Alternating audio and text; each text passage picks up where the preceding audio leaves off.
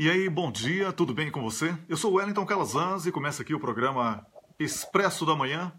Peço desculpas pelo pequeno atraso no início do programa.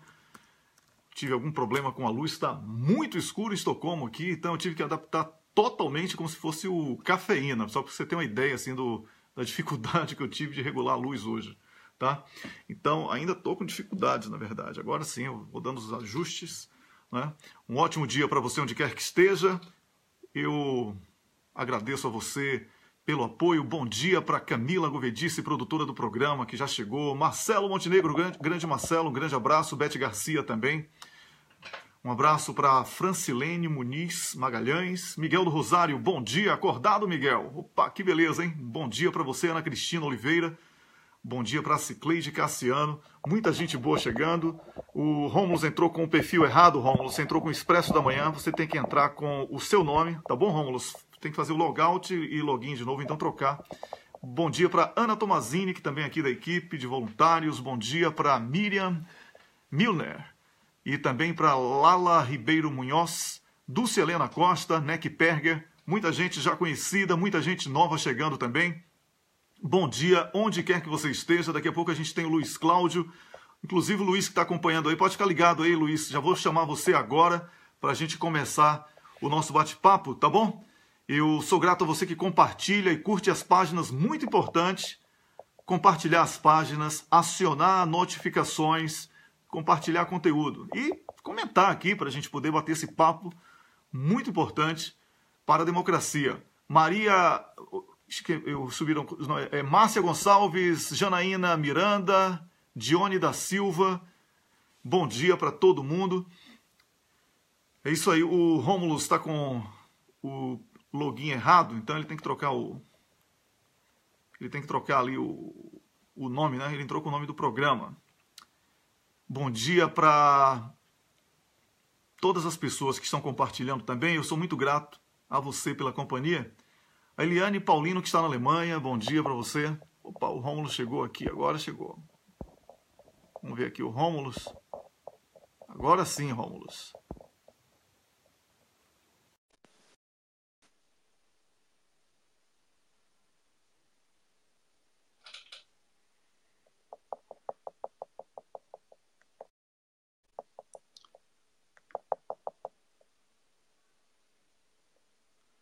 Esperando o Rômulo, ok? Vamos ver aí. Nenhuma resposta do Rômulo, disse aqui o... Tô com problema para colocar o Rômulo. Rômulo, aqui o Dri Bezerra, bom dia. Foi aniversário ontem, Dri. Olha, feliz aniversário para você, muitos anos de vida e felicidades, tá bom? Carlos Krebs, bom dia. Bom dia para Thaís Santos, Márcia Dib Guimarães, Rosemary Valença. O programa de hoje muito agitado. O programa de hoje tem o Luiz Cláudio, daqui a pouquinho vamos falar com o Luiz. O programa de hoje tem o ex-ministro Eugênio Aragão e também tem o Pedro Rezende, que vai falar sobre fraude eleitoral aqui com a gente. Um programa com muito assunto do seu interesse e a gente é feliz por poder trazer para o debate temas tão relevantes e que, lamentavelmente, têm sido ignorados pela grande mídia. A Donise Meirelles também esteve no Uruguai recentemente, mandou mensagem para mim. Um grande abraço a Donise. Então, os temas de hoje são aqueles temas que o PIG, o Partido da Imprensa Golpista, não traz para o debate. E a gente vem trazer com especialistas, com pessoas ligadas à matéria, com conhecimento de causa, para que possamos trazer uma realidade que não é apresentada. A realidade mesmo, não é o fake news da Globo. Aqui sim, o Rômulo. Rômulo, você tá acontecendo algum erro aí com você que não estou conseguindo adicionar. Nesse perfil que você adicionou, que entrou agora, não consigo adicionar você. Acho que você não está entrando pelo telefone ou entrou com alguma coisa errada aí. Tá? Veja o que está acontecendo. Rômulo Maia, não quero você fora hoje, hein? Quero você aqui com a gente. Tá bom? Então, enquanto o Rômulo não chega, eu vou aqui tentar o Luiz Cláudio, para que ele possa conversar com a gente. Está dizendo aqui que o Luiz não está online, mas vou tentar mesmo assim. Eu sou insistente. Né? Vamos ver aqui. Vamos ver. Eu acho que o Luiz vai chegar aqui, antes do Rômulo hoje. Alô, Luiz. Bom dia, Luiz Cláudio. Bom dia, Wellington. Bom dia a todos. Um grande abraço. Bom dia, Rômulo. Pois é, Rômulo não chegou ainda não, rapaz. Rômulo está numa conexão errada aí. Não sei o que foi que ele fez essa noite. Né? Que ele acordou trocando o perfil para Expresso da Manhã. Depois entrou com um que eu não posso adicioná-lo. Mariel já entrou aí. Um grande abraço, Mariel. Ô, Luiz, o fim de semana foi bom, Luiz? Um pouco. Fiquei com um problema na garganta aqui, mas já estou melhor. Fora isso aí, tá tudo bem. Sua voz está bem Cid Moreira lendo Salmo, hein?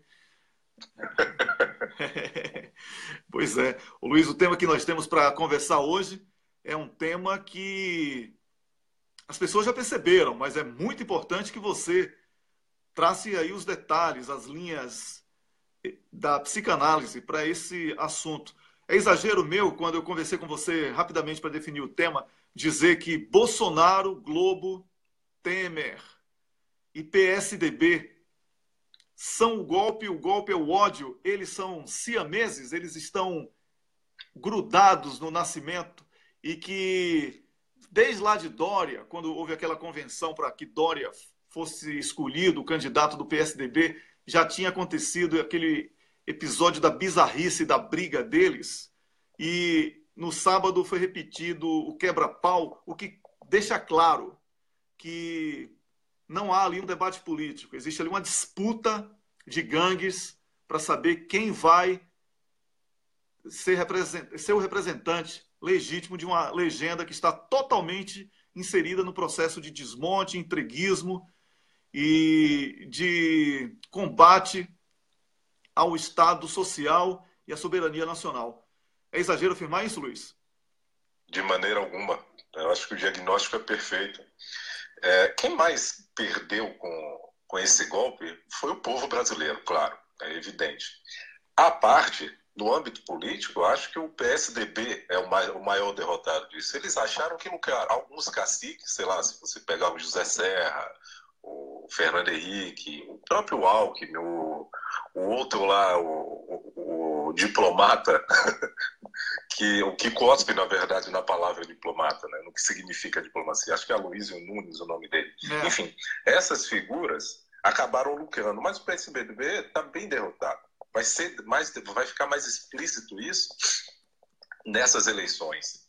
E o seu diagnóstico é perfeito, porque eles pariram o Bolsonaro, na verdade, né? Uhum. E acho que para compreender, Wellington, é até interessante a gente voltar no tema. Luiz, posicione melhor o telefone aí, porque ficou abafada a sua voz, tá? Me escuta melhor agora? Sim, agora sim. Ótimo. Acho que para compreender esse fenômeno, né, a gente precisa retornar um pouco no tempo. Acho que por isso que você até retornou, fez muito bem, que não sei se dá para dizer que são vítimas do próprio ódio, porque de vítima eles não têm nada, né? São algozes. Uhum. Mas a gente precisa falar um pouco sobre a questão política, né? Sobre o que significa política, né? Eu, particularmente, não conheço outro modo de organização da polis, por assim dizer. Uhum. Os debates, as divergências, o diálogo, a escuta. O que acontece, e a gente precisa lembrar, é que o PSDB ajudou a patrocinar o descaso com a legitimidade da política. Isso tem consequência. Uhum. Né? A mídia ajuda a difamar o ato da política, com esse papo de generalização da corrupção, conseguiram, né, desestabilizar as instituições do Estado Democrático de Direito. E a gente precisa lembrar que é o povo quem sustenta o Estado Democrático de Direito. Um povo descrente na política representa um perigo enorme ao ordenamento social, à polis. Um exemplo disso a gente pode ter algo que aconteceu aqui em São Paulo, que foi como o Dória venceu a eleição. Ele venceu perdendo, né? Porque ele perdeu a eleição para abstinentes, para votos brancos e nulos e tal. Isso é um diagnóstico, é um reflexo de como a população, parte da população, se desinteressou em meio àquela onda de escândalos e tal. Mas voltando ao ninho tucano, onde voaram penas, hoje o PSDB Voaram muitas penas lá, viu? Muitas. Hoje o PSDB colhe o que plantou, né? As divergências que sempre estiveram presentes no âmbito da política, no âmbito de qualquer partido, hoje são resolvidas pela violência. Não há diálogo, não há mediação, pela palavra, é claro, é a palavra quem media isso, é um recurso simbólico, né?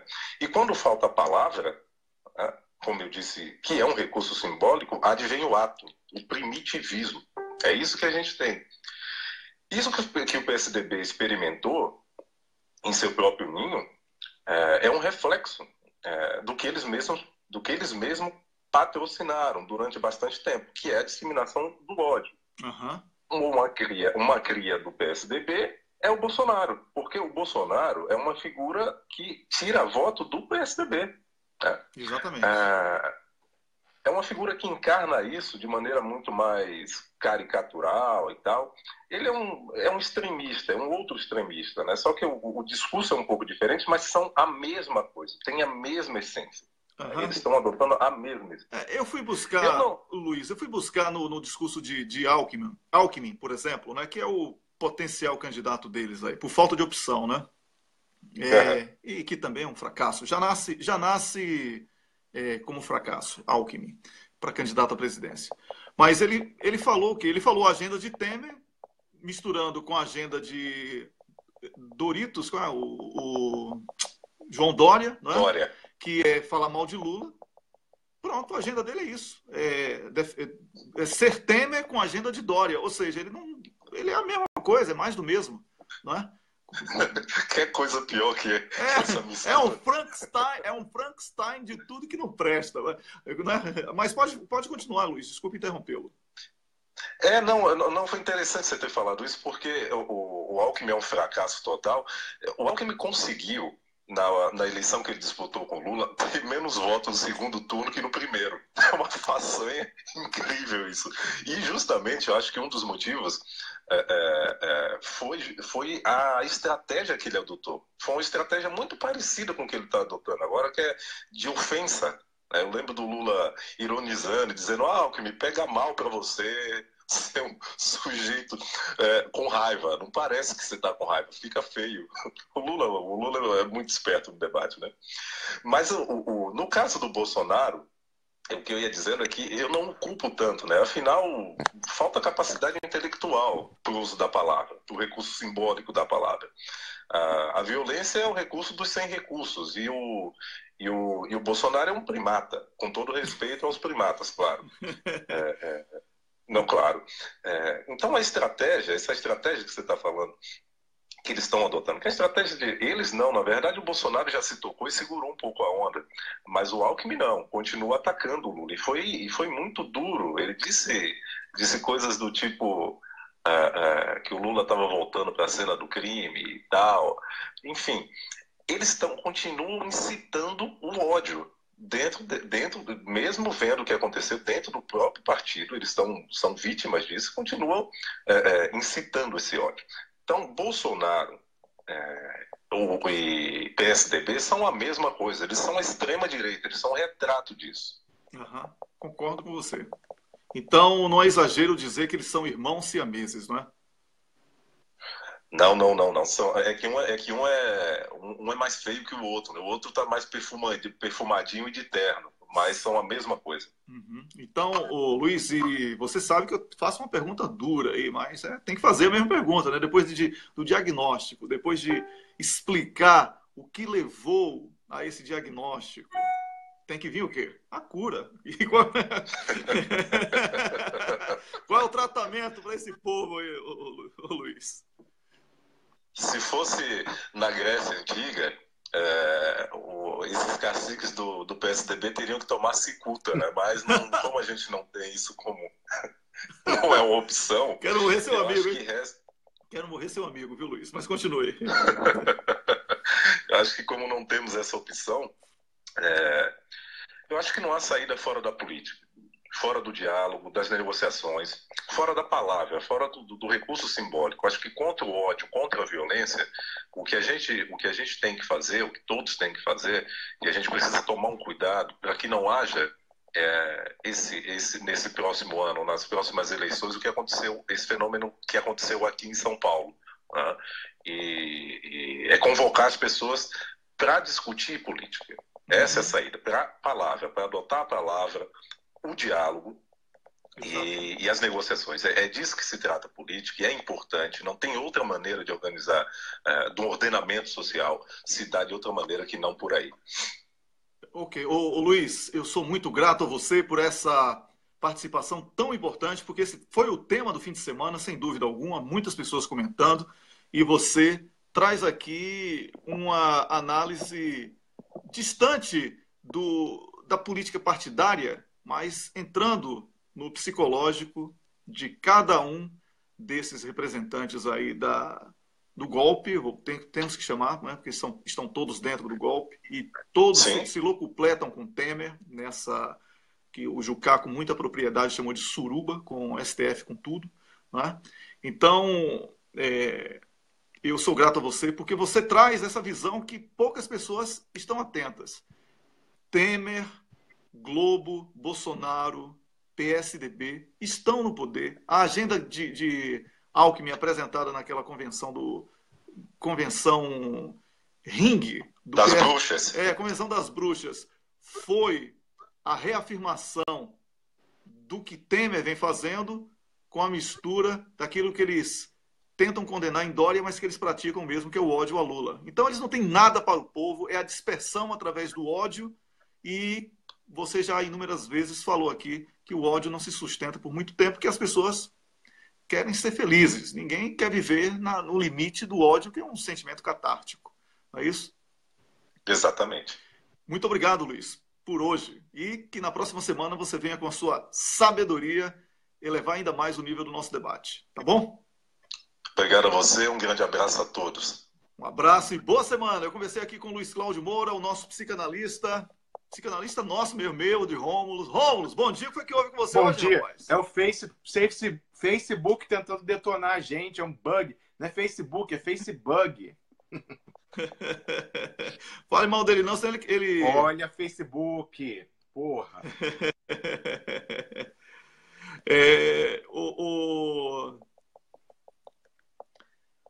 O Rômulus, nós vamos hoje debater um tema que é bastante delicado, que foi introduzido por mim aqui e por você na semana passada, na sexta-feira. Calma, Wellington, não foi introduzido sexta-feira. Você já está falando disso, ó. Sexta-feira, você revelou a bomba da minuta do discurso do Gilmar, confirmando o que você vinha falando aqui. Porque você já está em entendimento com essas pessoas, inclusive o professor com quem nós vamos falar agora, você já está falando com ele há um tempão. E a gente vai voltar e vamos ficar em cima disso. Você sabe que durante o fim de semana mais pessoas reverberaram essa preocupação. Então é uma questão que realmente a gente tem que ver. Com certeza. E é exatamente por ser um tema muito delicado que eu fui buscar especialistas. Tá? É bom deixar claro que não dá para a gente transformar esse debate numa brincadeira de blogueiro, porque nós não estamos aqui para brincadeira. Somos muito mais do que blogueiros apenas. Nós, com todo respeito, claro, que somos blogueiros também, né? Mas somos mais do que isso. Temos Alô? aqui... Alô, bom dia! É o Pedro Rezende quem fala comigo?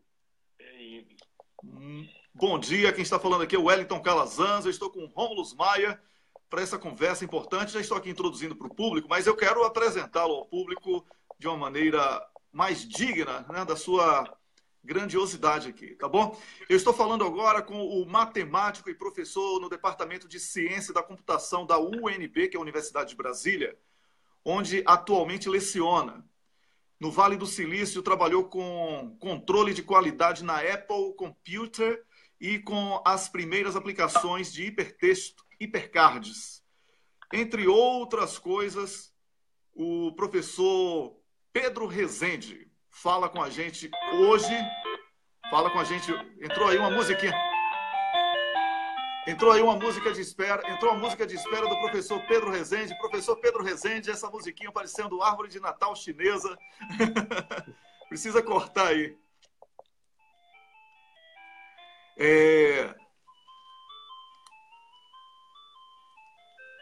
Algum problema? Vou ter que ligar de novo. Entrou aqui uma música. Espero que vocês entendam, né?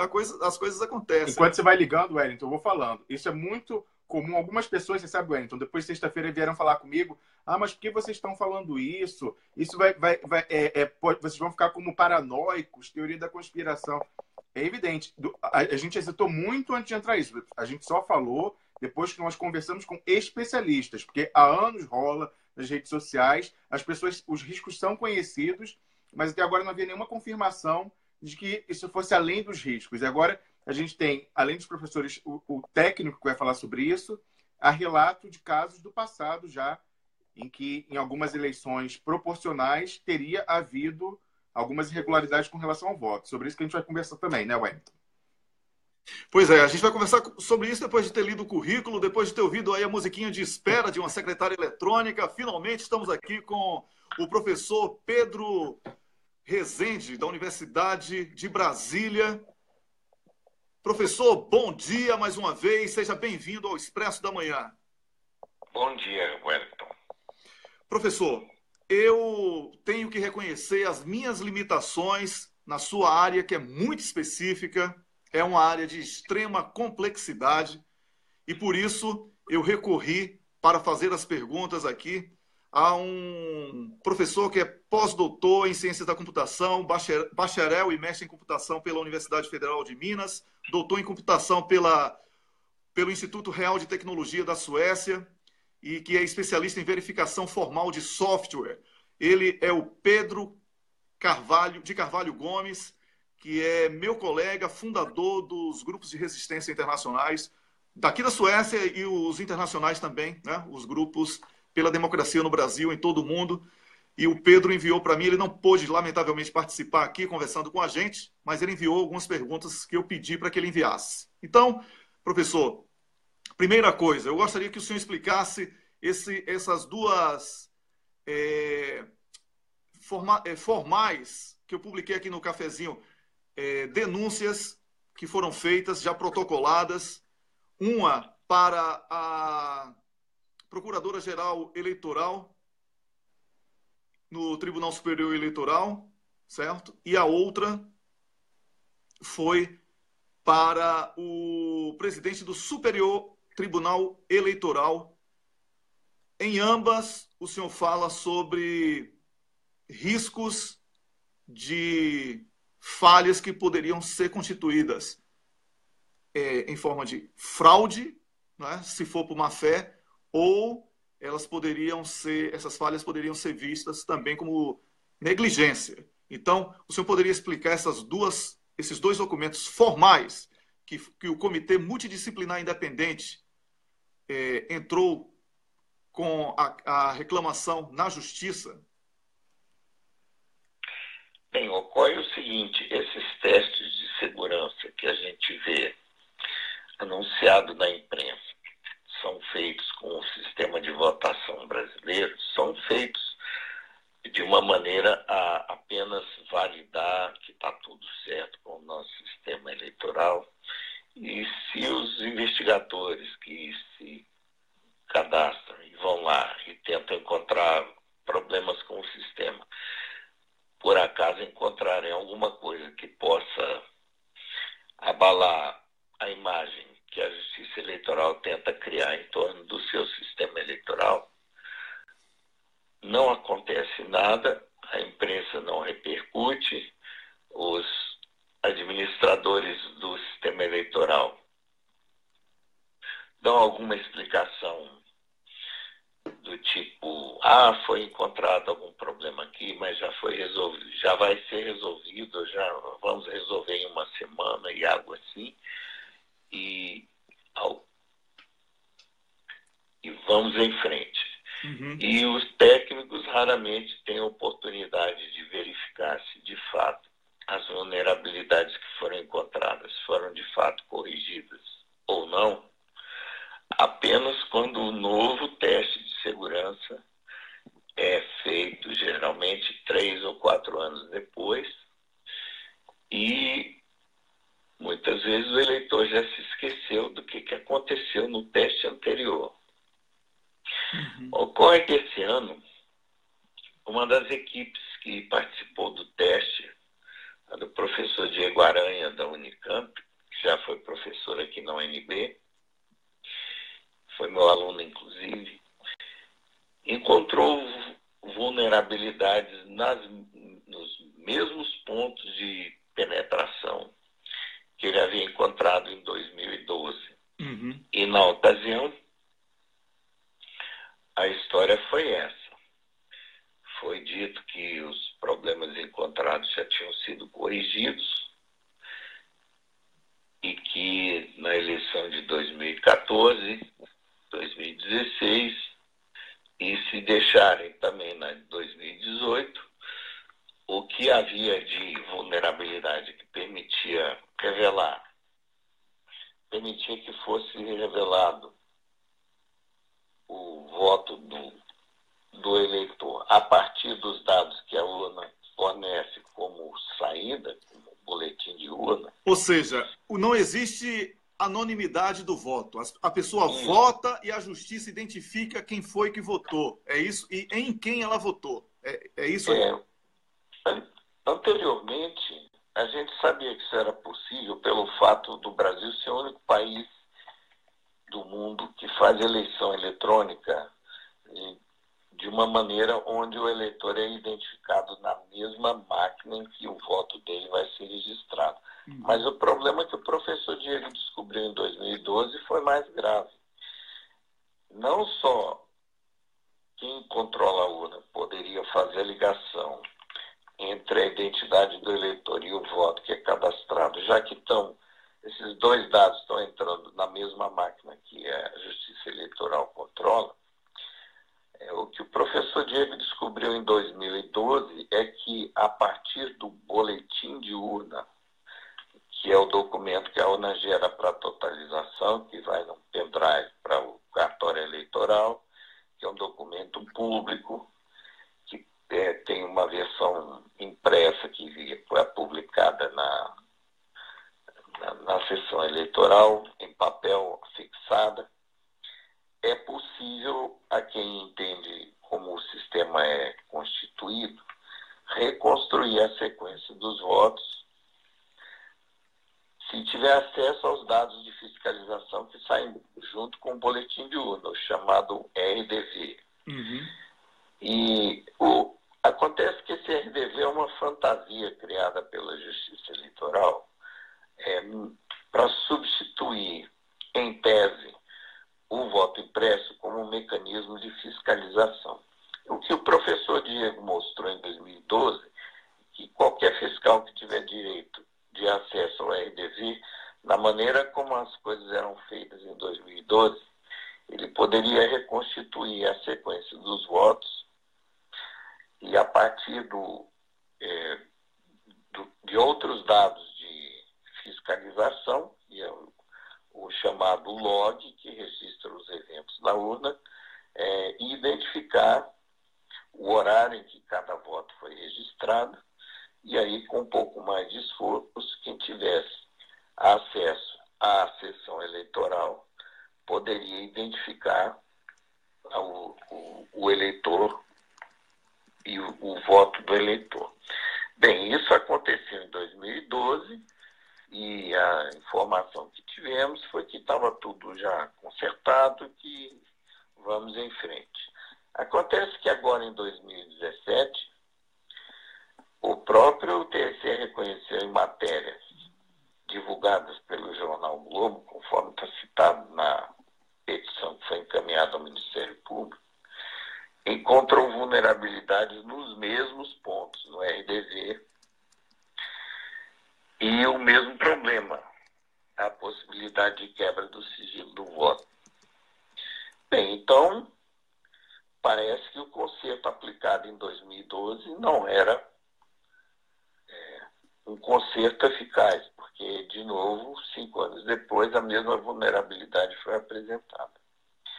Bem, o que isso indica, para mim, que sou especialista na área de segurança, é que talvez não tenha sido por negligência do TSE, se o problema é conceitual, se o problema é estrutural, se o problema que foi detectado pelo professor Diego é um problema que não pode ser corrigido com remendos. É um problema que vai persistir qualquer que seja a forma que o TSE decida fazer quando descobrem vulnerabilidades, porque é um problema de desenho do sistema e não de imperícia na implementação.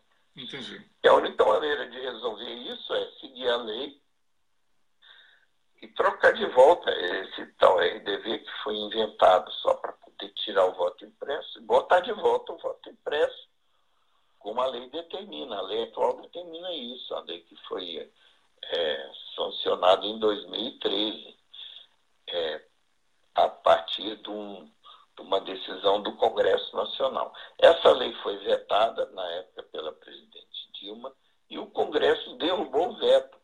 Agora a Justiça Eleitoral anda dizendo que não tem verba suficiente para fazer a introdução do voto impresso em todas as urnas, porque ficaria muito caro e custaria, segundo eles, na primeira divulgação de uma previsão de custos, R$ 3.700 para comprar uma urna nova para fazer o voto impresso, e que essa verba não existe, não está disponível. O professor, olha, o que o senhor está dizendo é o seguinte: existem falhas que estão provadas tecnicamente e a Justiça Eleitoral alega que essas falhas não serão corrigidas com as soluções apresentadas porque não tem dinheiro para realizar uma eleição segura. É isso? É um pouco mais elaborado, um pouco mais cheio de volta ao argumento. Ela diz o seguinte: nós vamos consertar, ou já consertamos. Acontece que disse a mesma coisa em 2012, e aí em 2017 aparece o mesmo problema no mesmo lugar, o mesmo tipo de problema no mesmo lugar. Bem, então agora confiar que ela vai consertar e confiar na urna sem impressão do voto não é mais uma solução aceitável para a sociedade, porque já vimos o que aconteceu nos últimos 5 anos com essa mesma vulnerabilidade. Foi dito que tinha sido consertado, e quando o mesmo pesquisador tem a oportunidade de testar de novo, nas mesmas circunstâncias, o sistema supostamente já consertado, acontece o problema de novo. O motivo que a Justiça Eleitoral alega para não cumprir a lei, que poderia, se fosse cumprida, evitar que o sistema tivesse a porta de entrada que o professor Diego, de novo, encontrou, que é o tal do RDV. O RDV é um substituto eletrônico do impresso, do voto impresso. Do voto impresso na explicação dele, da Justiça Eleitoral. Né? Mas não é. É como se você tivesse usar o RDV para comprovar que a eleição está correta, é equivalente a você querer autenticar uma nota fiscal comparando ela com a cópia xerox dela. Ora, se for uma nota fria, a comparação vai estar correta, mas a origem da nota pode não estar correta. Com certeza. Tá entendendo? Professor, eu tenho aqui uma pergunta que pode complementar essa pergunta. Foi feita pelo Pedro Gomes, como eu falei, o senhor, que é um especialista, que é ligado aqui ao Instituto Real de Tecnologia aqui da Suécia, é brasileiro e trabalha aqui. Ele fala o seguinte: dada a aparente baixa probabilidade de manipulação da urna em larga escala, o problema maior não seria em outros pontos? Por exemplo, transmissão e somatório dos votos? Sim, é possível que a manipulação ocorra no somatório dos votos, a chamada totalização.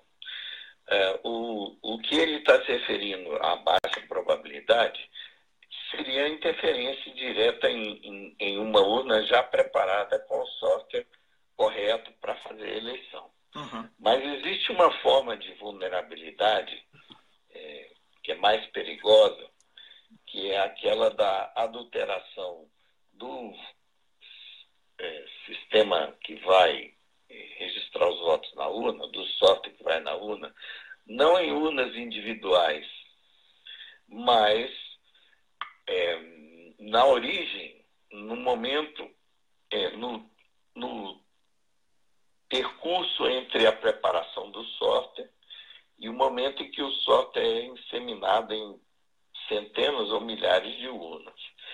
Se esse software for trocado por uma versão adulterada que tenha sido contaminado no trajeto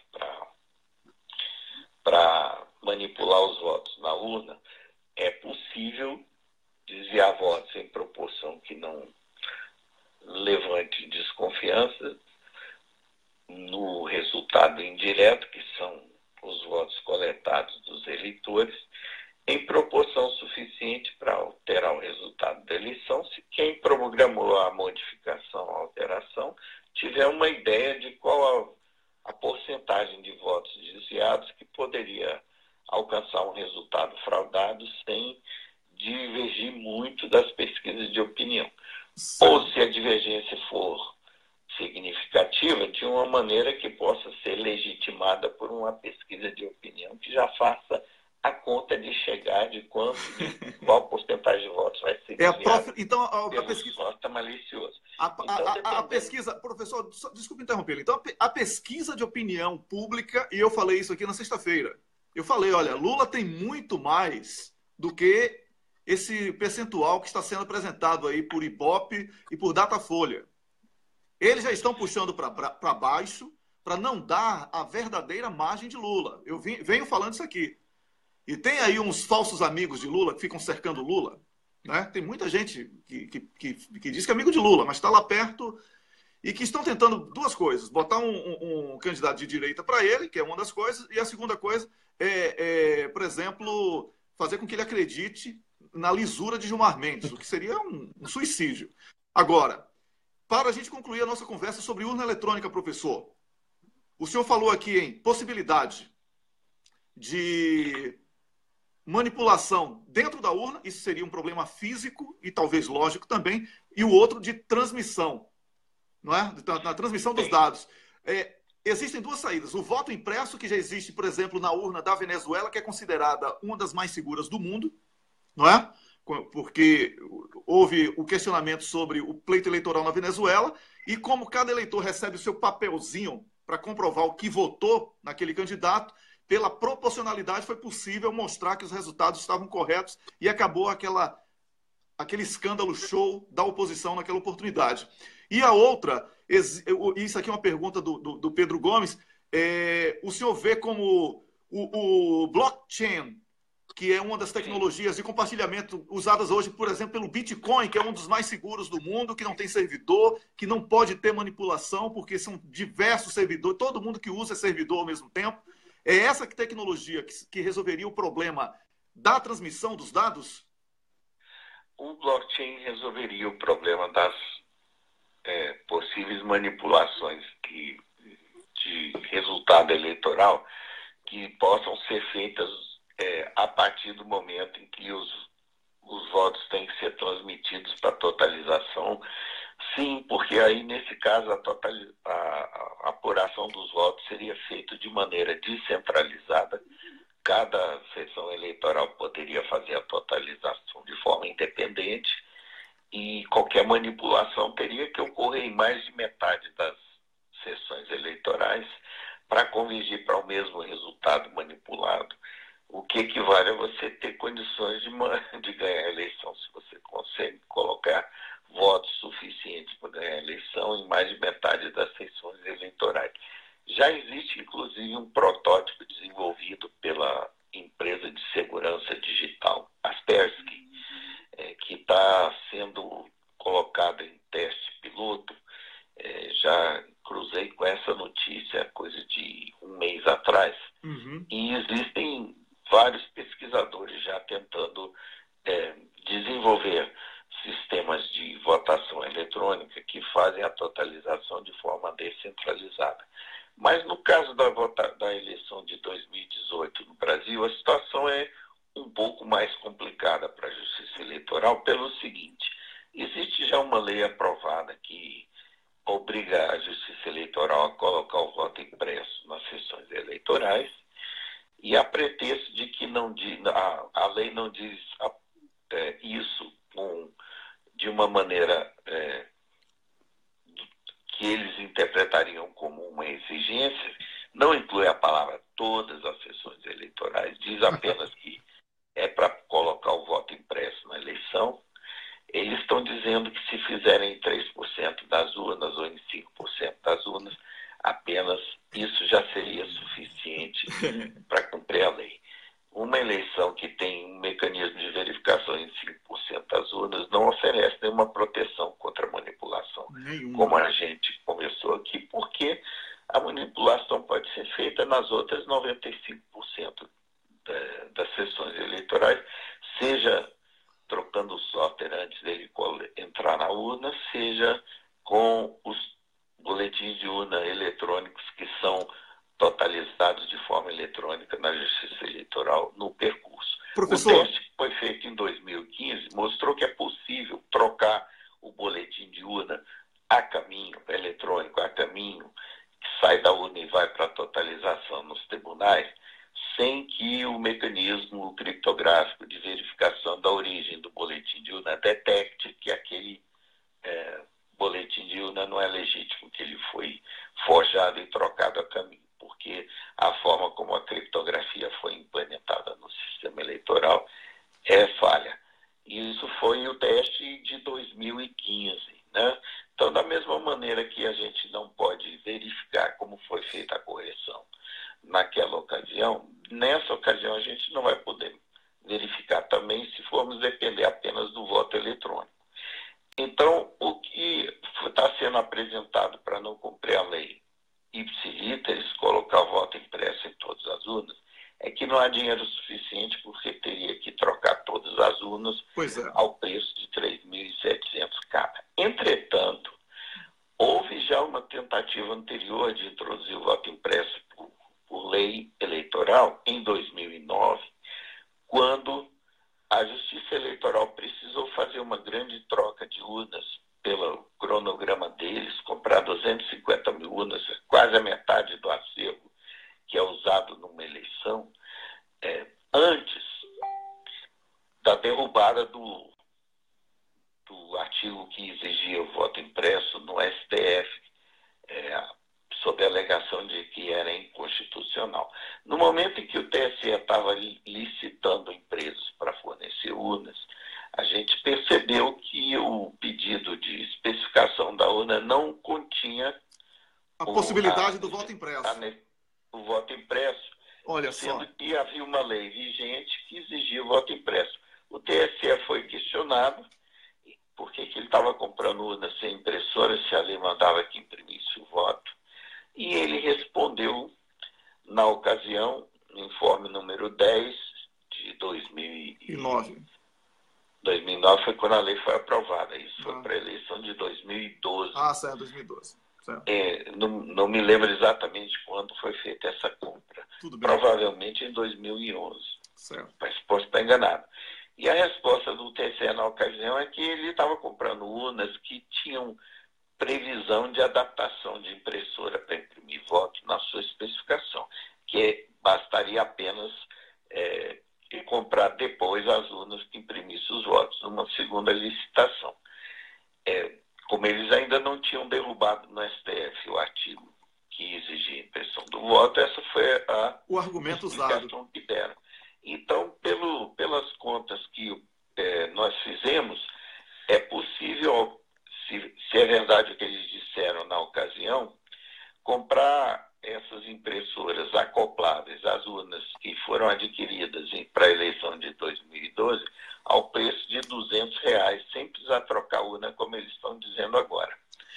Então, professor, um dos motivos para pedir essa audiência sim, é eles se explicarem, ou eles disseram algo que não era verdade na ocasião, que não estavam comprando, que estavam comprando urnas que tinham adaptação prevista de impressão do voto, ou eles disseram a verdade na ocasião e estão faltando com a verdade agora, dizendo que é preciso trocar as urnas para poder fazer o voto impresso. Se eles disseram a verdade na ocasião, não é preciso gastar R$3.700 por sessão eleitoral para fazer Pois é, olha, professor, por tudo que foi escrito. Uns R$200 por cada impressora, foi estimativa não. Pronto, então vamos fazer o seguinte, olha, o assunto é amplo e nós temos um outro convidado que precisa entrar também para conversar também sobre esse assunto, mas do ponto de vista legal, que é o ex-ministro da Justiça, Eugênio Aragão. Então, eu combino com o senhor o seguinte, na quarta-feira nós vamos ter o Cafeína, onde vamos, no programa Cafeína, juntamente com o professor Hermes Zanetti, falar sobre o livro O Complô, como o sistema financeiro e seus agentes políticos sequestraram a economia brasileira. O senhor e o Hermes Zanetti estarão juntos com a gente no Cafeína. Então, nós vamos aprofundar essa questão da urna eleitoral no Cafeína de quarta-feira. Tá bom, então? Porque eu preciso chamar agora o ex-ministro Eugênio Aragão, que já está em linha. Tá combinado assim? E eu sou muito grato por essa participação. Eu que agradeço, Wellington. Então, até quarta-feira e muito obrigado pelos esclarecimentos aqui ao nosso público. Daqui a pouquinho, depois do Eugênio Aragão, eu e o Rômulo vamos comentar aqui com o público tudo que foi dito pelo senhor. Tá bom? Um grande abraço. Obrigado. Felicidades, um grande abraço. Eu conversei aqui com o professor Pedro Rezende, ele que nos deu aqui uma verdadeira aula de que as eleições no Brasil não estão tão seguras como têm sido vendidas pelo TSE. E agora, Rômulo, por favor. Já estamos em linha com o ex-ministro da Justiça, Eugênio Aragão, e a gente tinha combinado com ele de conversar sobre a perspectiva jurídica disso, porque a gente teve aí 2 petições, né, protocoladas por esse coletivo pedindo uma audiência pública, e eu pergunto já, Eugênio, a gente sabe que você tem que sair às 7, quais os remédios que a gente pode tomar? Porque, como o professor falava, a lei que está em vigor prevê a impressão dos votos, mas o TSE alega que ela não determina um percentual, então ela não fala expressamente que seria em todas. O que a gente pode fazer, Eugênio? Olha, realmente o grande problema disso tudo é que essas questões sempre são levantadas às vésperas das eleições, né? Aí o TSE sempre acaba alegando falta de tempo, a proximidade do pleito, vamos dizer que tudo iria ser tumultuado e acaba não fazendo nada. É evidente que imprimir só parte dos votos vamos dizer, sem pé nem cabeça, né? Não faz sentido nenhum, porque ou você imprime todos, né? Porque você reconhece que o sistema é falho, né? Ou então você deixa de imprimir porque acha que ele é perfeito. Agora, imprimir uma parte, qual é a grande vantagem que vai ser isso? É só porque vão agora fazer, vamos dizer, testes por amostragem? Isso não faz sentido. Agora, do ponto de vista jurídico, essa questão toda ela é tratada, vamos dizer, de forma administrativa, não segue um rito de processo judicial. O Tribunal Superior Eleitoral ele tem competências judiciais e competências administrativas. Essa parte da administração das urnas é dentro da sua competência administrativa. Claro que uma audiência pública seria de todo bem-vinda. Eu temo que o TSE não a fará, porque exatamente vai alegar que isso tumultuaria agora o processo de organização das eleições. E vai querer deixar o debate disso para depois do pleito, como já fez isso na última vez também, quando esse mesmo tipo de questão foi aflorado, da possibilidade de fraude, né? A gente sabe que tecnicamente essa possibilidade existe, né? O TSE sabe disso, mas prefere colocar a sujeira debaixo do tapete.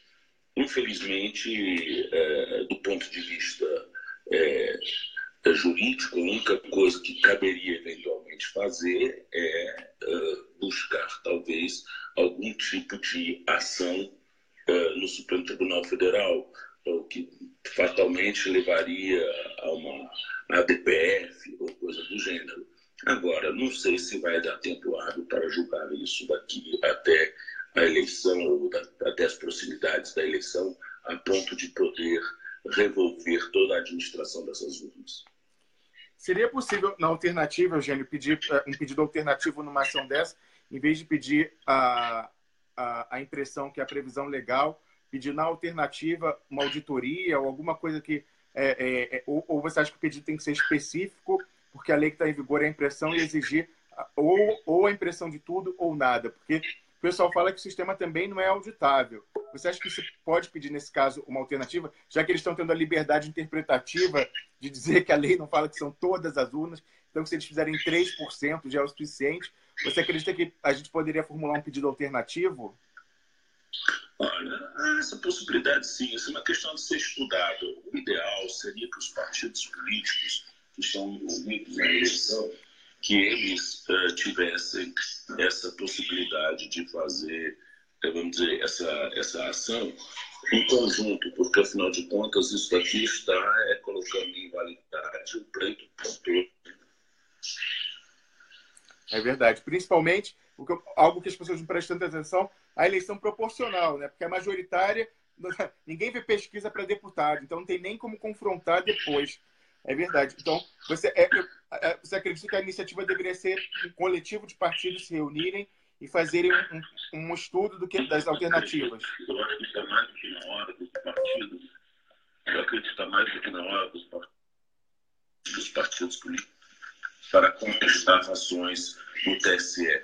No TSE, nessas horas, se há sempre com extremo autoritarismo e com quase poderes legislativos. Relativiza o comando do legislador e faz do jeito que lhe aprouver. Isso, infelizmente, não é de hoje. Tá? Isso aqui tem sido assim direto. O judiciário, como um todo no Brasil, não é muito afeito a, vamos dizer, interpretações conforme a mente do legislador. Ele acredita que tem uma independência tal de fazer interpretações por mais absurdas que sejam. Eugênio, a gente sabe que tem que sair 7 horas, mas eu vou fazer uma pergunta final para você. A gente viu essa iniciativa, inclusive que o Gilmar Mendes vai mencionar no discurso dele de despedida, de parceria do TSE com a ABIN, PF, Ministério Público Eleitoral e Facebook e Google para monitorar fake e reprimir, entre aspas, o que eles alegam ser fake news nas redes sociais. Você não acha que o TSE está extrapolando a competência dele? Olha, eu sempre disse, o judiciário fiscalizando eleições é um perigo para a democracia. O judiciário de todos os poderes é o menos democrático. O judiciário, quando ele fiscaliza eleições, é como se fosse um porrete em cima dos candidatos, cerceando a liberdade de ação. Né? Isso mostra claramente que o ministro Gilmar não é muito afeito a práticas comunicativas democráticas. O problema disso tudo que eu vejo é que nós vamos ter agora um ameganhamento maior ainda do processo eleitoral. E claro que, como a gente sabe, como isso aqui tem acontecido na prática do judiciário nos últimos anos, isso tende a ser uma prática seletiva, né? Mais em favor de um e menos em favor do outro. Não é isso? E me parece que a preocupação de Gilmar é, ao que tudo indica, uma vitória do PT. Exatamente. Então, só para fechar, o caminho para isso também seria tentar provocar o Supremo contra um eventual convênio do TSE com a ABIN e Facebook. Você acha que seria essa solução, os partidos provocarem o Supremo? Seria uma coisa muito útil a gente começar a pensar. Nós vamos tentar provocar os jurídicos dos partidos para ver qual tipo de ação coletiva que possa ser feita em relação a isso. Tá certo. Eugênio, obrigado. A gente com certeza vai voltar a conversar com você sobre isso, porque a gente precisa realmente reunir o pensamento jurídico e ver quais alternativas nos restam, mesmo sabendo que no Supremo, né, como o pessoal dizia, o acordão, o Jucá falou, o acordão é com o Supremo, com tudo. Mas, de qualquer forma, a gente tem que fazer a nossa parte. Obrigado, Eugênio, pela deferência de entrar mais uma vez com a gente aqui cedo e oferecendo essas considerações tão importantes. Obrigado a vocês. Bom dia.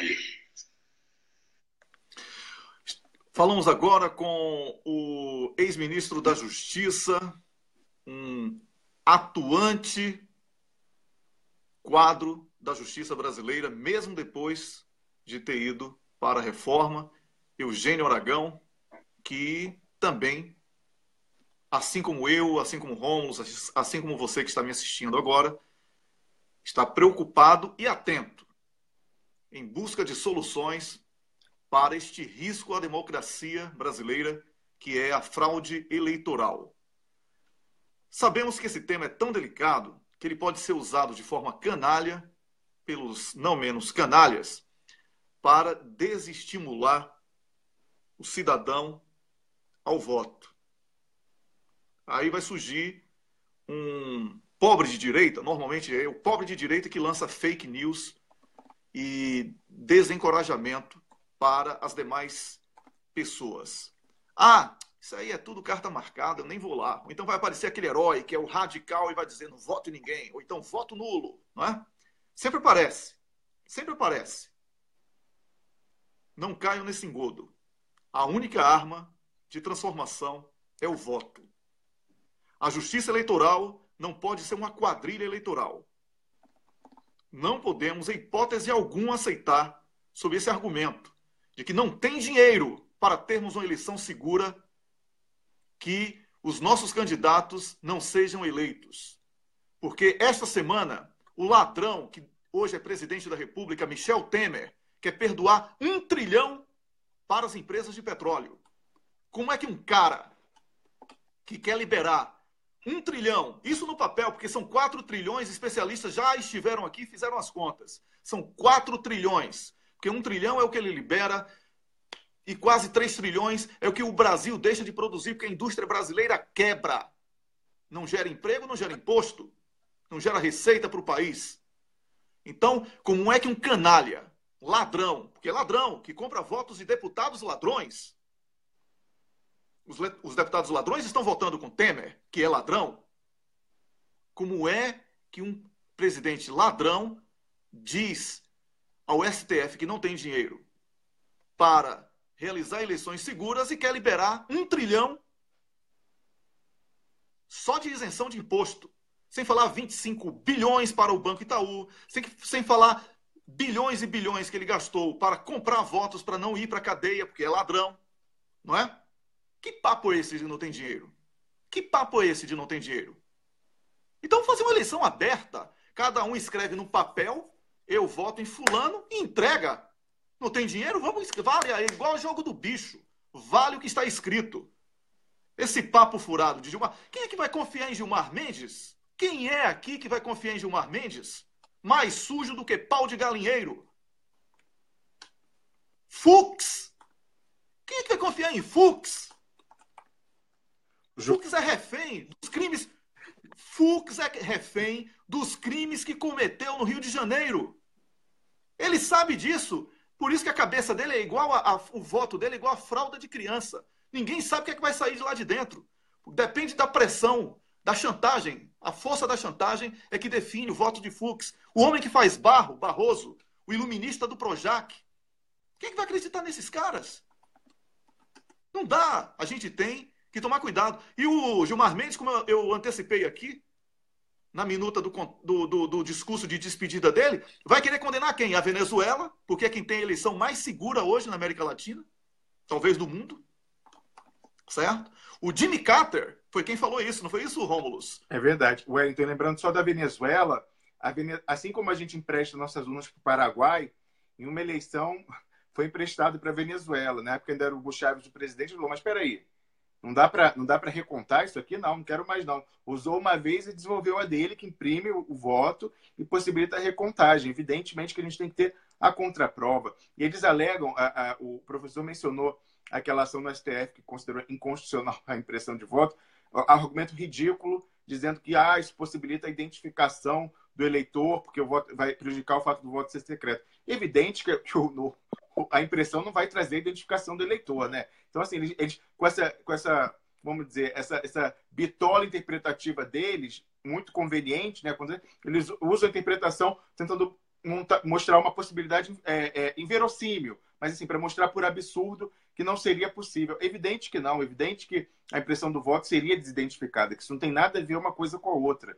Não é? Vários países, não é só o Brasil que tem voto secreto, todos os países têm voto secreto, Estados Unidos e em alguns estados tem voto eletrônico, mas tem lá a impressão para fazer a recontagem. Então, uma coisa não tem nada a ver com a outra. E o Eugênio Aragão falava com a gente, o Wellington, só para lembrar, ele foi subprocurador-geral eleitoral, então ele sabe do que ele está falando. Ele lembrou uma coisa importante, sempre isso volta nas vésperas das eleições e depois o TSE aproveita o fato do barulho ficar menor para empurrar com a barriga e chegar até depois alegar que falta tempo, falta recurso. Mas é o seguinte, a gente tenta tentar estudar alternativas, não só a impressão do voto, que o pessoal está falando, o professor falou que é mentirosa essa história de que teria que encomendar tudo novas urnas, porque a urna que hoje ela já estaria habilitada para acrescentar a impressão. Então, eles também estão mentindo, isso seria só providenciar as impressoras. Então, não é o custo que eles alegam. Fala, Wellington. Olha, o professor Pedro Rezende, que é uma das maiores autoridades do assunto, e nós trouxemos aqui uma autoridade, para o Neguinho aí não ficar falando, Neguinho, que na Bahia a gente fala assim, atenção, por favor, então vou retirar, para ninguém. No Rio também. No Rio também. Para não ficarem falando aí que nós somos racistas, só faltava isso, né? Só faltava isso. Né? Então, para ninguém ficar falando que é teoria da conspiração, eu lembro até vou lembrar sempre o que o professor Muniz Bandeira me falava. Teoria da conspiração foi um conceito criado por quem conspira para desacreditar aqueles que não engolem a narrativa que é imposta. Pronto, é isso. Então é melhor ser conspirador mesmo, certo? Porque parece que o povo só acredita em quem conspira. Mas eu prefiro denunciar aqui essa conspiração contra a democracia brasileira. E essa democracia passa pela fraude eleitoral.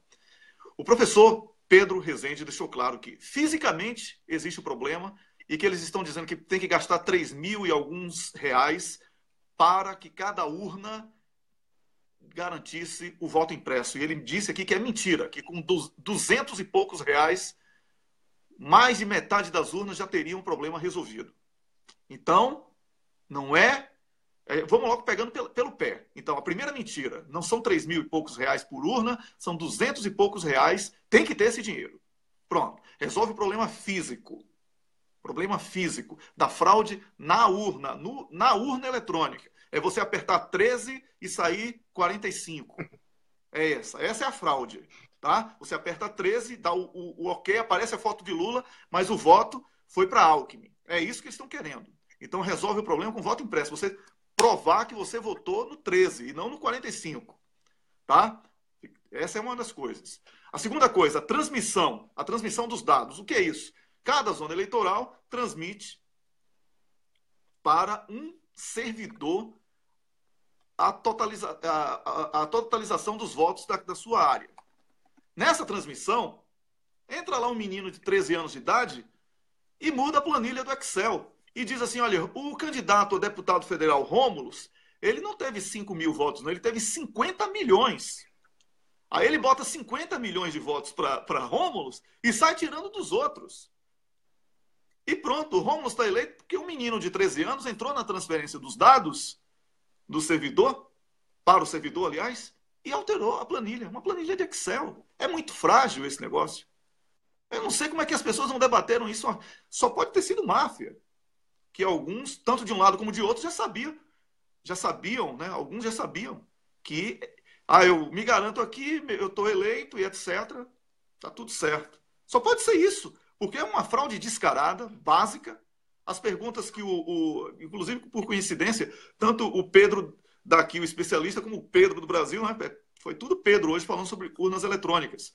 Eles com a preocupação. E existe solução para essa coisa da transferência que foi colocado na pergunta do Pedro Gomes que eu li e na resposta do Pedro Rezende, que é a plataforma blockchain.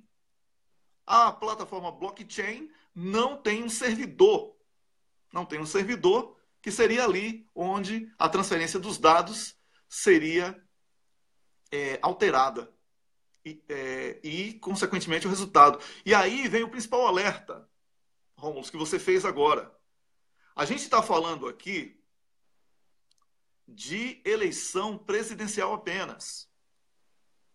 O maior risco nessa manipulação é você descobrir se realmente 1.500.000 pessoas de São Paulo votaram em Tiririca, que eu tenho certeza que isso não é verdade. Eu duvido que José Serra tenha tido os votos que ele teve para ser eleito. Eu duvido. Agora eu posso duvidar de qualquer coisa. Agora eu posso duvidar de qualquer coisa. Eu duvido que o povo de São Paulo tenha votado em Dória. Certo? Eu duvido que o povo de São Paulo tenha votado em Dória, que o povo do Rio tenha colocado o Crivella, que a deputada Jandira Fegali tenha tido apenas aqueles votos que teve, que Haddad tenha tido apenas aqueles votos que teve. Eu duvido. Eu duvido que o melhor prefeito do mundo, que era Haddad, eleito pelas Nações Unidas, tenha tido só aqueles votos. Então, o que é que eles vão fazer? Desestimular o voto para afastar as pessoas e vão estimular que esses votos impressos que eles querem colocar proporcional sejam instalados aonde? Em Higienópolis, não é? Quais seriam? No Leblon, né? Lá a sua área lá do Rio de Janeiro, Zona Sul. Não é? Isso aí.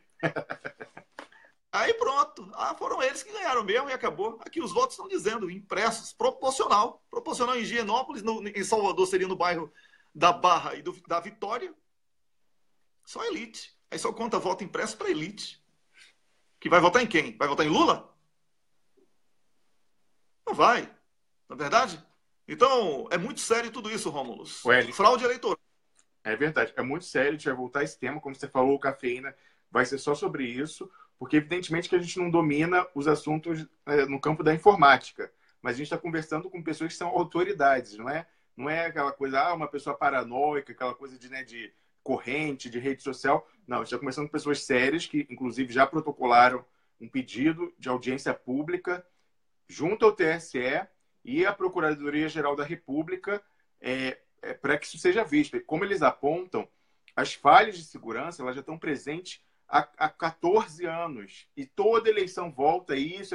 A gente vai ver depois da eleição, agora não dá mais tempo. E aí eles esperam, como ninguém mais fala sobre isso depois do período eleitoral, eles empurram com a barriga, e aí quando falta um ano para a eleição, volta toda a discussão de novo. De novo, eles usam argumentos que não dá mais tempo de mudar. Só que essa insegurança, como o Wellington falou, ela é na saída, né, com o programa que vai ser colocado na urna eletrônica, já que a criptografia é a mesma para todas as urnas eletrônicas do Brasil. Em vez de ser uma por urna, não. Com uma chavinha, você abre todos os cadeados. Então, isso facilita muito a adulteração do programa na votação. E depois, como ele fala, na totalização, na transmissão desses dados para o TSE. Wellington, eu queria lembrar uma coisa antes de passar para você, que é o seguinte. Esse é o golpe no voto. Mas o TSE vai tentar outros golpes até lá para prejudicar o eleitorado do presidente Lula. Então, o que eles podem fazer? Colocar a urna biométrica, até hoje foi um problema, né? Ela nunca funcionou direito, aquela coisa, fila, não autentica a pessoa. Colocar o biométrico lá no Nordeste, colocar quase tudo de biométrico lá, que é justamente a gente tem mais dificuldade, os documentos das pessoas são velhos. Vocês lembram que uma vez eles quiseram passar um regulamento dizendo que a pessoa tem que apresentar 2, 3 documentos. Imagina, no sertão, quando a pessoa tem um, já é demais. E aí queriam 2, 3 para confirmar. No final, isso foi derrubado. E aí acabou autorizando essas pessoas a votarem. Mas então, usar o tal do... Você me falava no outro dia, né, Wellington? Do recadastramento por aplicativo de celular. Ora, quem no sertão vai ter aplicativo ou saber utilizar aplicativo de celular para se recadastrar? É um absurdo, diga, Wellington. Não, mas sobre isso aí, Rômulo, sobre isso aí eu quero falar o seguinte, que o nosso campo de atuação no espectro político do nacionalismo, que é hoje o que une todos que se consideram progressistas, os chamados antigos de esquerda, né? Porque agora são nacionalistas. Nacionalistas, não tem para onde correr. Hoje é condição sine qua non. É uma frente, a frente nacionalista embarca essas pessoas e todo mundo que é a favor do projeto de sobrevivência do Brasil.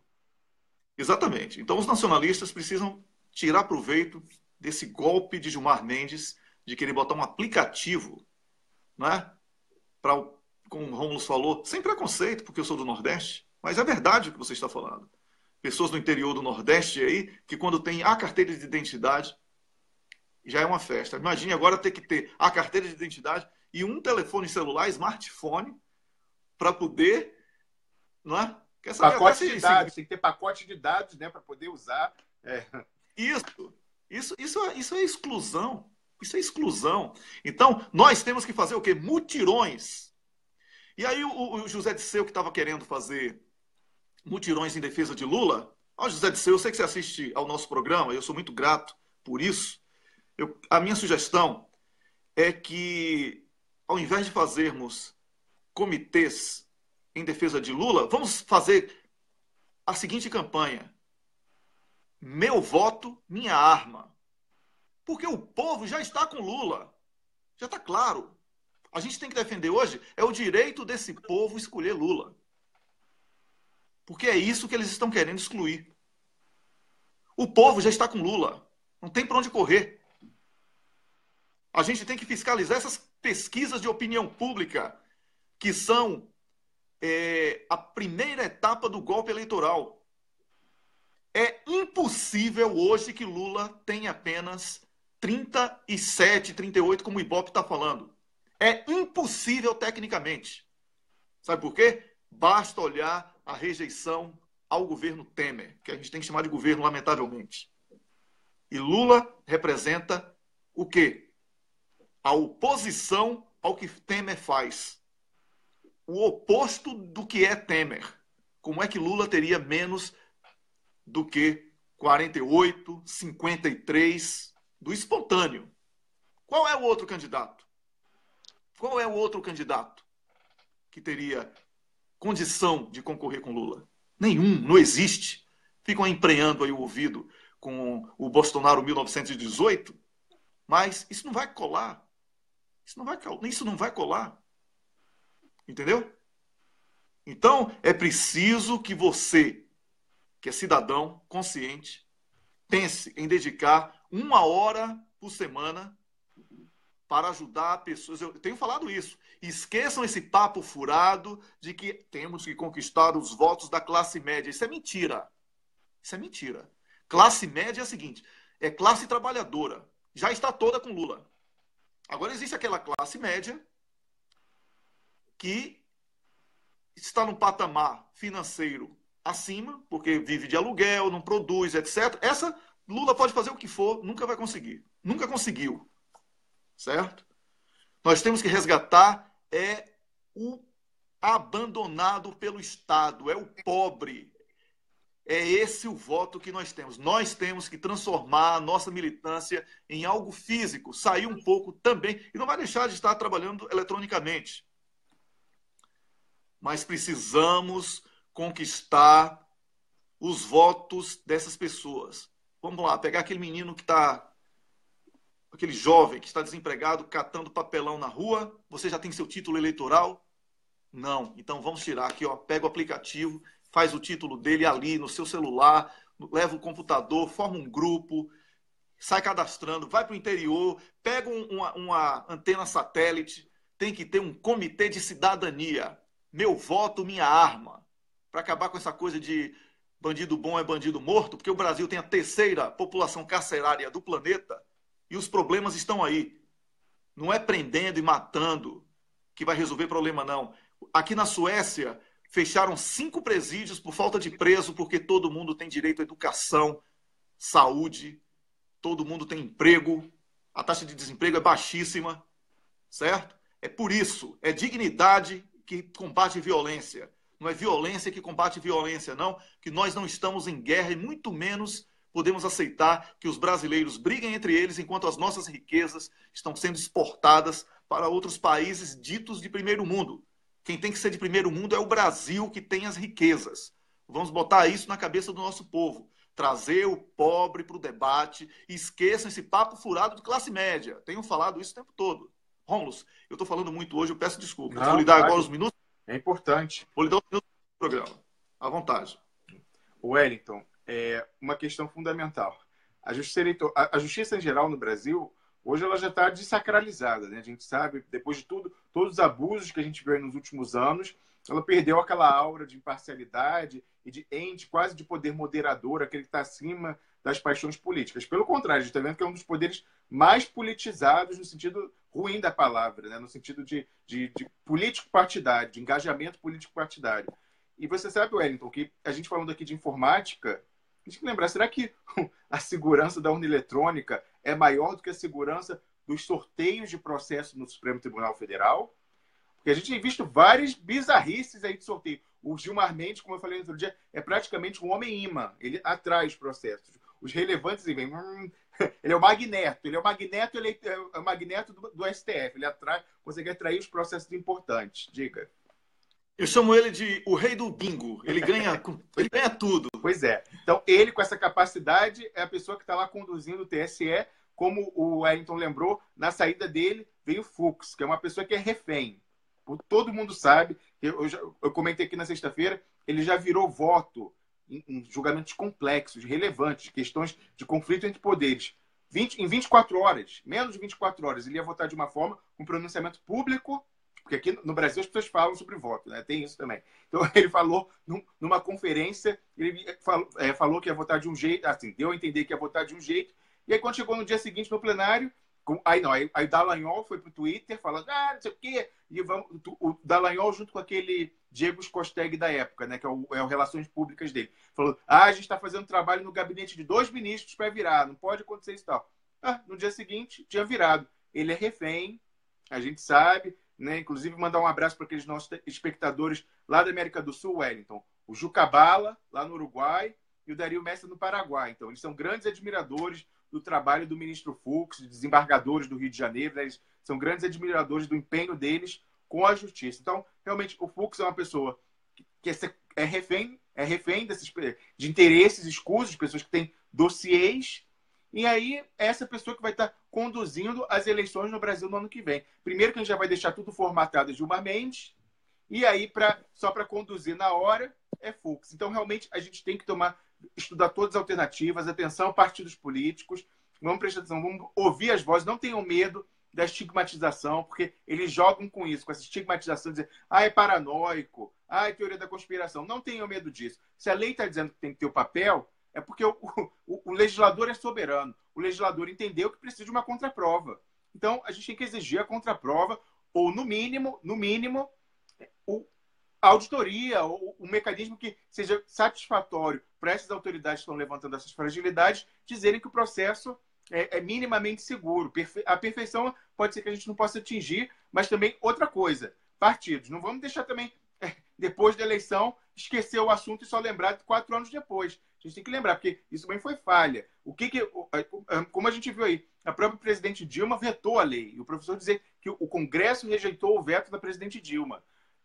A gente tem que se engajar, porque o TSE, as pessoas diziam, mas que havia as franjas de extrema-direita diziam, o PT ganha porque o PT controla a urna eleitoral, então por isso que a Dilma ganhou em 2014. Pelo contrário, o PT nunca controlou a eleição, quem controla é o TSE. Alguém já viu? O TSE, por acaso, é petista? O judiciário é petista? Nunca foi o PT quem controlou a eleição. Quem controlou são esses órgãos não eleitos, como o Eugênio Aragão falava, o órgão menos democrático da República, que é o judiciário. Então, nunca houve essa penetração. A gente vê como o judiciário persegue o PT. Então, é mentira dizer isso. Sempre a vítima, a gente vê as tentativas de golpe, como aquela história de 2, 3 documentos, era para prejudicar o eleitorado do PT no Nordeste. Essa história agora de recadastramento pelo aplicativo é evidente que também é para prejudicar o eleitorado do PT no Nordeste. Então, a justiça, embora o PT estivesse no governo executivo, a justiça sempre tentou sabotar o PT. Diga, Wellington. Eu quero dar um abraço especial aqui para a Tássia Camargo, que está acompanhando a gente e que quarta-feira vai estar no Cafeína discutindo também essa questão eleitoral e também o livro que eu mencionei há pouco. Eu quero ler aqui um comentário do Carlos Krebs, que é colaborador aqui do nosso programa, na equipe de voluntários do Expresso da Manhã, que é Fux é o que já deu a letrinha dizendo que alguém condenado em primeira instância não deveria concorrer. É isso. Fux é esse, Carlos Krebs. Você está certo. Assim, é carta marcada contra Lula. Certo? Wellington. E por que eu falo Lula? E por que eu falo o nome de Lula aqui, Rômulo? Porque você fala o nome de Lula. Porque nós entrevistamos aqui 2 senadores do PMDB a semana passada. Cátia Abreu e Roberto Requião. E eles deixaram claro, inclusive o Requião mandou um recado direto para o Ciro Gomes. O caminho para voltar ao poder é Lula. É a nossa única chance. Não podemos brincar com isso. Por isso, temos que defender Lula, sim. Mas vamos também defender agora uma eleição justa. Que não adianta eles maquiarem, vamos deixar Lula concorrer, porque a gente manipula aqui na urna, e eles vão ficar sem saber o que fazer. Porque não é só Lula ganhar. Tem deputado que está ganhando voto aí nessa fraude eleitoral, tem senador que está ganhando voto nessa fraude eleitoral, e é isso que a gente deve combater. Excluir o pobre com aplicativo, com excesso de documentação, como estão querendo, vamos derrubar. Vamos usar as armas dele e vamos pressionar. Vamos usar a lei, porque a justiça, por mais falha que ela seja, ela tem pessoas sérias lá dentro. E a justiça é a nossa ata. A ata do golpe é a justiça, porque é com registro na justiça que a gente vai dizer lá na frente quem é quem. E quem cometeu, quem prevaricou, quem cometeu o crime, mesmo sendo uma pessoa da justiça que deveria defender a justiça. Rômulus, o nosso tempo... Wellington, só para fechar, um ponto que você levantou no início do programa que a gente tem que retomar é alô PT. O pessoal está vindo com história de indicar vice de direita para o Lula, para dizer, para ele conquistar... Não. O vice tem que ser mais radical que o Lula. Porque se tiver um vice de centro do Lula, na primeira audiência pública, se ele soltar um pum, vamos dizer, olha, crime de responsabilidade, impeachment. Vai estar sempre com a faca no pescoço dele. Não tem essa de vice de... Filho do Josué Gomes, filho do Zé Alencar, só tô falando, Trabuco. Benjamin Steinbrück, Trabuco, empresário, é o caramba. Eu já ia falar um palavrão aqui. É o caramba. O vice tem que ser mais radical, até Ciro Gomes, não é o suficiente. Tem que ser mais radical do que o Lula. Tipo, Requião, ou botar um trotskista, porque essa é a garantia de que o Lula vai permanecer até o fim do mandato. A gente não vai cair no mesmo erro duas vezes. Alô, PT, não caia no canto da sereia, que isso é golpe.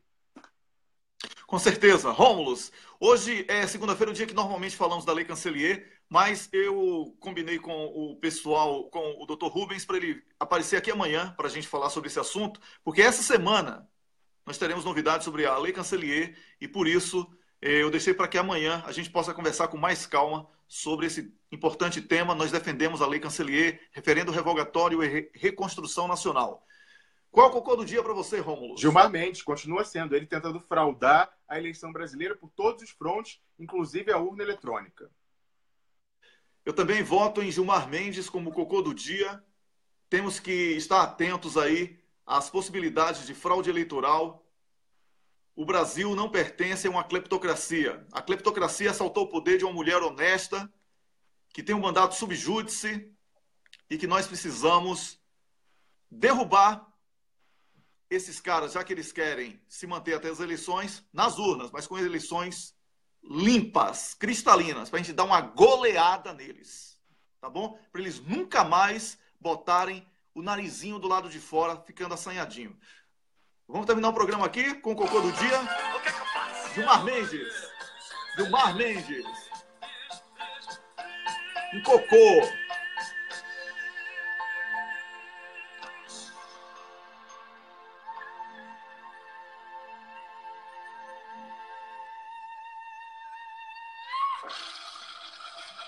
Pois é, Gilmar Mendes desceu.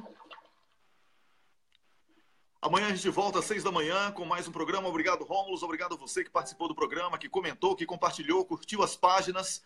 Na página Expresso da Manhã, aqui no Facebook, tem um botão de doação para o pessoal que está aí interessado. Então conversa com a Camila inbox e ela dá outras instruções, tá bom? Agora vocês acompanham no Brasil 247, na fanpage deles, o Leonardo Atush com o seu programa da manhã também com notícias para você. Um grande abraço. Chegue por lá dizendo que saiu do cafezinho para ele saber que a gente está estimulando o trabalho dele. Até lá e até amanhã.